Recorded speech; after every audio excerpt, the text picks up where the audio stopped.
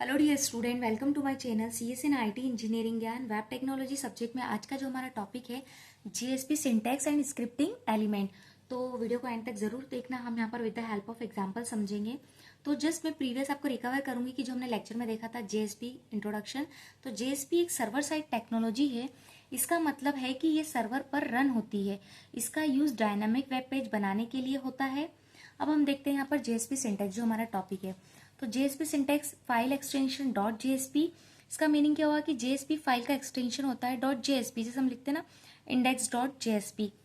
You can write Java code inside special tag with in HTML. Means what कि JSP file में आप HTML plus Java code लिख सकते हो। Server Java code को execute करता है और ब्राउजर एचटीएमएल आउटपुट देखता है ना।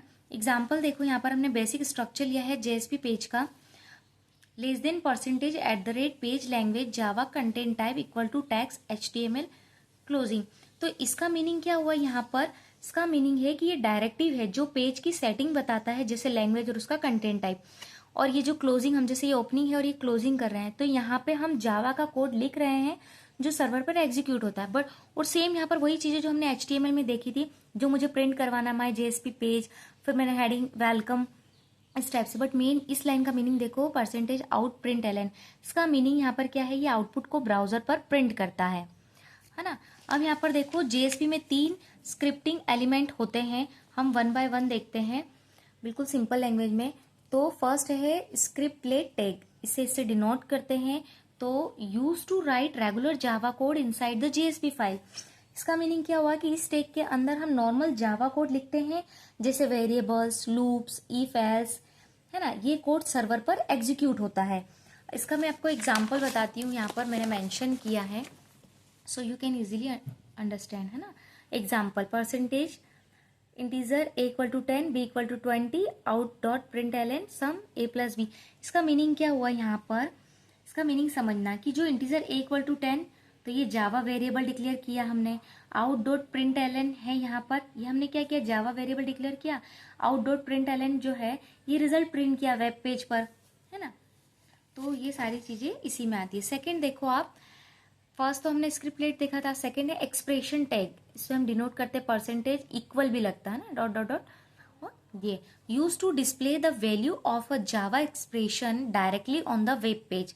इसका मतलब क्या हुआ कि इसका यूज होता है डायरेक्ट वैल्यू प्रिंट करने के लिए एचटीएमएल पेज पे। ये जावा एक्सप्रेशन का रिजल्ट डायरेक्टली आउटपुट करता है ना। सो एग्जांपल देखो, इसका परसेंटेज इक्वल टू वेलकम, है ना। यूजर, मैंने यहाँ पर जस्ट एग्जांपल लिया है, परसेंटेज इक्वल टू 5 + 10। तो यहाँ पर इसका मीनिंग क्या है, यहाँ पर मैं आपको समझाती हूँ।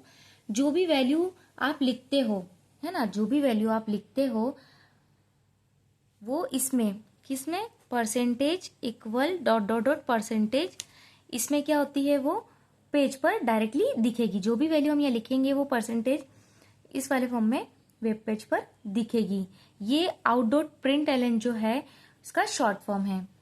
थर्ड देखो, डिक्लेरेशन टैग। डिक्लेरेशन टैग में क्या होता है? यूज टू डिक्लेयर मैथड और variables that can be use through out the JSP page.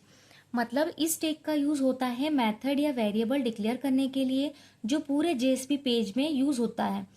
ठीक है, ये कोड एक बार एग्जीक्यूट होता है और मेमोरी में स्टोर हो जाता है।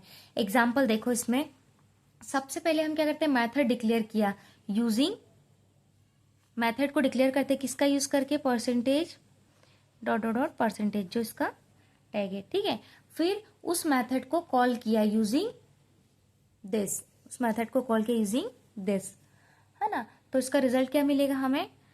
25, क्योंकि हमने मल्टीप्लाई लिया है। ठीक है, तो ये सिंपल एग्जांपल है, आप नोट डाउन कर लीजिए। आई होप आपको समझ में आया होगा। अगर आपको कोई डाउट हो तो मुझे कमेंट बॉक्स में कमेंट कीजिए। मिलते हैं नेक्स्ट लेक्चर में। Thank you.